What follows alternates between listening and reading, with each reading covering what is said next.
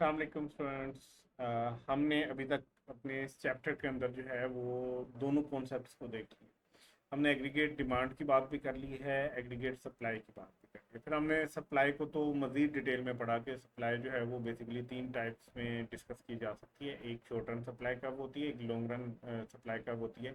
ये दोनों एक साथ ही डिस्कस होती है नॉर्मली, ठीक है। फिर हमने कहा कि एक जो है वो केन्स के अप्रोच के मुताबिक सप्लाई कर्व होती है। सो देखा जाए तो तीन तरह की सप्लाई कर्व्स जो होती हैं वो हो रही होती है। अब जैसे हमने माइक्रो में जब डिमांड और सप्लाई को डिस्कस कर लिया था, तो फिर हम आए थे एक्विलिब्रियम के ऊपर कि कैसे ये दोनों फोर्सेज जब एक साथ इंटरेक्ट करेंगी तो एक्विलिब्रियम बनता है मार्केट। अब हम पूरी इकोनॉमी के एक्विलिब्रियम की बात कर रहे हैं कि एग्रीगेट डिमांड और एग्रीगेट सप्लाई जब ये एक साथ आएंगी दोनों फोर्सेस, तो कैसे एक इकोनॉमी का एक्विलिब्रियम आता है या नेशनल इनकम का एक्विलिब्रियम बनता है, ठीक है। ये एक्विलिब्रियम होगा क्या? ये एक्विलिब्रियम होगा, मैक्रो इकोनॉमिक्स का एक्विलिब्रियम होता है where aggregate demand equal equal to short run aggregate supply. अब जरा समझना आपने इस बात को, एग्रीगेट डिमांड का जब बराबर आ जाएगी aggregate short run aggregate supply करके, या एडी जब बराबर हो जाएगा एस आर ए एस के शॉर्ट रन एग्रीगेट सप्लाई के, तो वहां पे हम क्या कहेंगे कि मैक्रो इकोनॉमिक्स का एक्विलिब्रियम आ गया। माइक्रो इकोनॉमिक्स का एक्विलिब्रियम जो है, ये बेसिकली कौन सी स्टेज होती है जहां पे the macro economy is in equilibrium at the point where short and aggregate supply, जिसका मतलब क्या है, value of output produce within an economy is equal to the AD, ठीक है, level of demand of good and services, ठीक है। अच्छा, अब ये एक बात लिखी हुई है, not long run aggregate supply. अब मैं आपको बताता हूँ ये क्यों लिखा हुआ। बेसिकली नेशनल इनकम एक्विलिब्रियम क्या पॉइंट है जहां पे एक इकोनॉमी है, से ये पाकिस्तान है और ये पूरी एक इकोनॉमी है। नेशनल एक्विलिब्रियम पॉइंट वो पॉइंट होगा कि यहाँ पे जितनी भी इस पूरे कंट्री के अंदर जितनी भी आउटपुट प्रोड्यूस हो रही है या सप्लाई जितनी भी हो रही है, वो इक्वल हो जाए जितनी यहाँ पे डिमांड है चीज़ों की। तो ये ऐसा पॉइंट जहाँ पे डिमांड और सप्लाई, मतलब एग्रीगेट डिमांड की बात हो रही है और आउटपुट एक्चुअल में कौन सी बन रही होती है, शॉर्ट रन एग्रीगेट सप्लाई वाली जो है ना, वो एक्चुअल आउटपुट होती है। जहाँ पे ये दोनों इक्वल हो गए, वहां पे हम क्या कहेंगे, नेशनल इनकम का एक्विलिब्रियम वहां पे आ गया है। अब यहाँ पे ये लिखा हुआ है not in L R A S, मतलब लॉन्ग रन एग्रीगेट सप्लाई का जहाँ पे डिमांड कर्व के बराबर होती है वो एक्विलिब्रियम नहीं होता। देखिए, हमने ये बार बार पढ़ा कि ये जो long run aggregate supply curve है, ये शॉर्ट रन एग्रीगेट जो है सप्लाई कर्व है। इन दोनों में फ़र्क क्या है कि ये जो short run aggregate supply curve होती है ना, ये बेसिकली आपकी एक्चुअल आउटपुट दिखा रही होती है। ये एक्चुअल आउटपुट ऐसे ऐसे बढ़ रही होती है, जैसे जैसे प्राइस बढ़ती है आपकी आउटपुट बढ़ रही है। बट ये जो कर्व है ना, ये आपका पोटेंशियल दिखा रही है। जैसे आपको अगर देखा जाए कि डेली बेसिस पे आप कितनी देर स्टडी करते हो, तो आपको हो सकता है मैं 10 मिनट पढ़ता हूँ, आधा घंटा पढ़ता हूँ, 20 मिनट पढ़ता हूँ, 2 घंटे पढ़ता हूँ, 4 घंटे पढ़ता हूँ। ये क्या है, आपकी एक्चुअल परफॉर्मेंस। ये एक्चुअल परफॉर्मेंस यहाँ पे इस टॉपिक के अंदर हम इसको देख रहे हैं शॉर्ट रन एग्रीगेट सप्लाई का किस्म।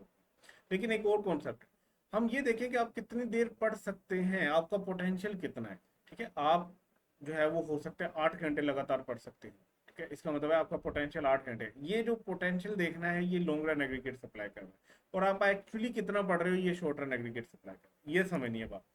ये लॉन्ग रन एग्रीगेट सप्लाई जो है ये आपको बता रही है कि आपका पोटेंशियल कितना है, कि आप कितनी देर पढ़ सकते हो, लेकिन आप एक्चुअली कितना पढ़ रहे हो वो आपको ये शॉर्ट रन पे नजर आ रहा हो, ठीक है।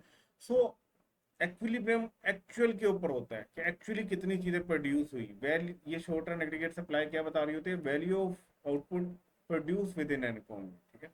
जब ये इक्वल हो जाएगा कितनी वहां पे डिमांड है, तो वहां पे एक्विलिब्रियम। ना कि जब डिमांड कितनी है वो पोटेंशियल के साथ इक्वल हो, तो वो तो एक ख्याली बात है ना। एक्चुअल में जितनी प्रोड्यूस हुई है उसको अगर आप इक्वल करो डिमांड के साथ, तो फिर एक्विलिब्रियम, ठीक है। तो अब इन दोनों फोर्सेस को अगर एक साथ हम लेके आए ना, तो सॉरी, ये ऐसे बनता है। ये आपकी एग्रीगेट डिमांड कर्व आ गई, ये short run aggregate supply curve आ गई, ये लॉन्ग रन एग्रीगेट जो है ना वो सप्लाई कर्व आ गई। ये पोटेंशियल है, ये इसका पोटेंशियल, ये डिमांड है। जहां पे ये इक्वल होगी शॉर्ट रन के, वो पॉइंट क्या कहलाएगा आपका, वो पॉइंट कहलाएगा इक्विलिब्रियम।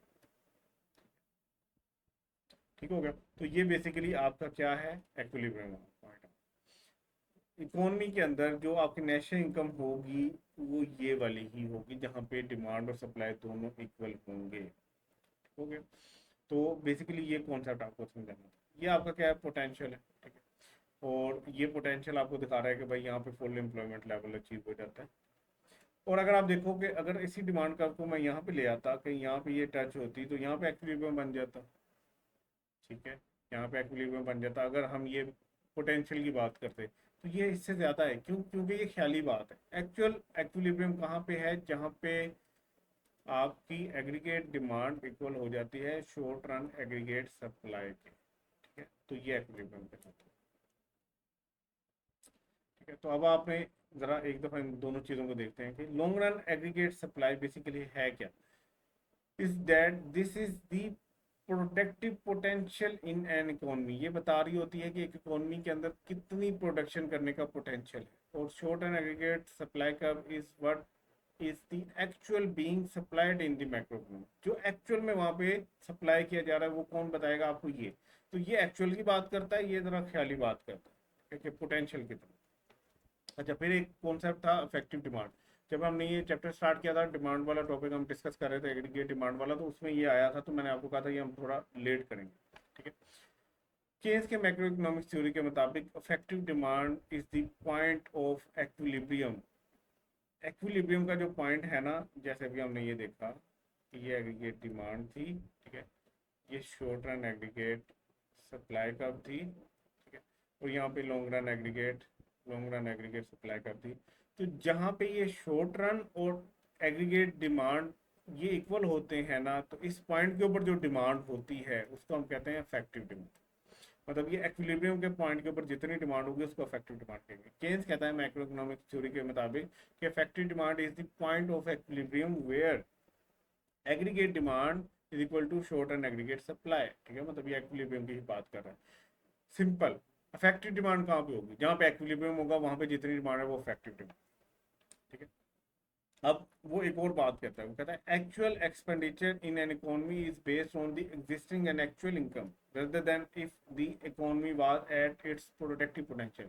जो अभी हम पीछे डिस्कस करके आए कि भाई एक्विलिब्रियम कहाँ पे होगा, जब एडी इक्वल होगा शॉर्ट रन एग्रीगेट सप्लाई के, ना के जब एडी इक्वल हो लॉन्ग रन एग्रीगेट सप्लाई। क्योंकि लॉन्ग रन एग्रीगेट सप्लाई तो बात करिए प्रोडक्टिव पोटेंशियल की। ठीक है। कि जब सारी रिसोर्सेज फुली यूटिलाइज हो जाएंगी, भाई हो जाएंगी, ये ख्याली बात है।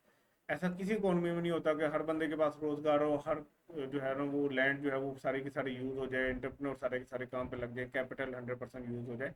तो ये पॉसिबल नहीं होता। ठीक है। तो इफेक्टिव डिमांड कहाँ पे होती है, सिंपल आपने याद रखना है, जहाँ पे एक्विलिब्रियम होगा, जहाँ पे एग्रीगेट डिमांड इक्वल होगी शॉर्ट एंड एग्रीगेट सप्लाई। ठीक है। तो इंशाल्लाह नेक्स्ट टॉपिक के साथ इसको फर्दर कंटिन्यू करेंगे नेक्स्ट वीडियो में। अपना ख्याल रखिएगा। अल्लाह हाफिज़।